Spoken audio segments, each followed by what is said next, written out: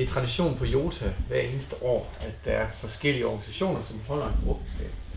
Og det er jo spejderfællesskab, det drejer sig om, når det har med Joti og Jota at gøre.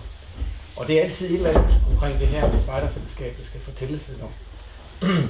Og i dag, der er det en fra UNICEF, der holder sådan en åbningsdag.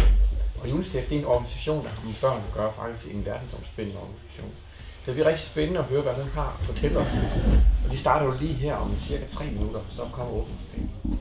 Lige nu der er der nogle radioamatører, der snakker sammen for at lige holde isen lidt fri, når man holde, selve frekvensen åben, så når man kan, så der ikke er andre stationer, der kommer ind og bruger den. Så de sidder sådan lige og chatter lidt frem og tilbage, snakker lidt med hinanden.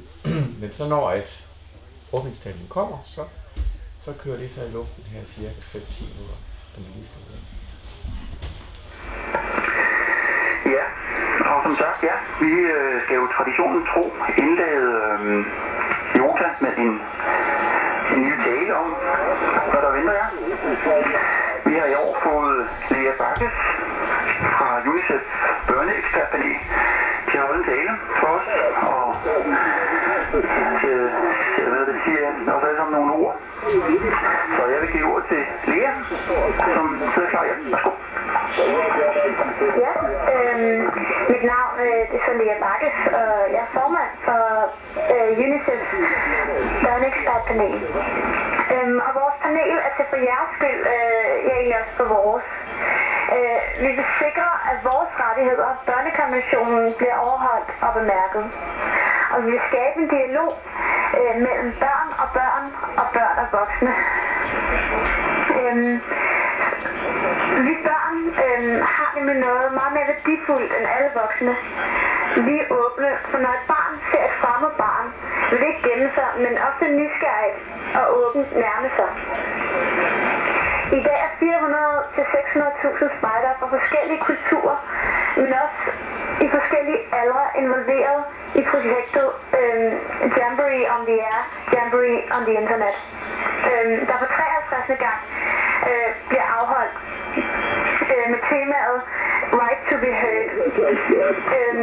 Samtidig har UNICEF noget, der hedder Year of Youth, der handler om, at det er rigtig vigtigt at lytte til unge, så de også kan blive lyttet til i samfundet.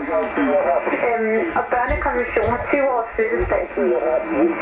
Det er, at der er så mange engagerede unge, der interesserer sig for det, giver rigtig meget håb for fremtiden.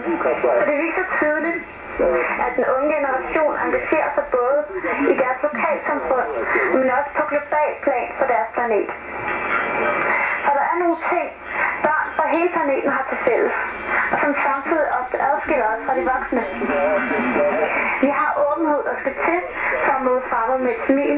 Vi har den nysgerrighed, der skal til for at spørge om hjælp, og vi har den energi og den vilje, der skal til for at forandre noget. Alt dette giver os et enestående globalt fællesskab, og sammen kan vi dermed skabe en stærk dialog. Da jeg meldte mig ind i børneekspertpanelet, var det fordi, jeg ville forandre noget i verden, og fordi jeg vidste, at det er muligt at gøre det. Børn bliver ofte behandlet som svagere end voksne, og vi har heller ikke samme muligheder for at forsvare os. Derfor er det vigtigt, at vi slår os sammen og kæmper for børns rettigheder og giver plads til alle. Ofte spørger folk, hvorfor børn? Hvorfor er det så vigtigt, at vi lytter til netop, hvad børn og unge siger? Men jeg ved, at cirka halvdelen af jordens befolkning er under 23 år. Og det er disse mennesker, vi kan nå. Det er jer, det er os, og det er fremtiden. Det, at Joti samarbejde, har et samarbejde med UNICEF, er for mig at tage et skridt videre.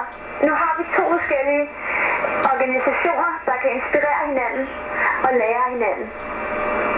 Vi kan skabe en dialog, der ikke kun går på tværs af aldersgrupper, men også på tværs af kulturer. Så det er ubetaleligt at have en international platform, hvor alle børn kan høres. Vi hjælper både internet og radio, og alle børn har ret til at blive hørt. Tak fordi jeg måtte komme og tale, og jeg ønsker alle et godt arrangement.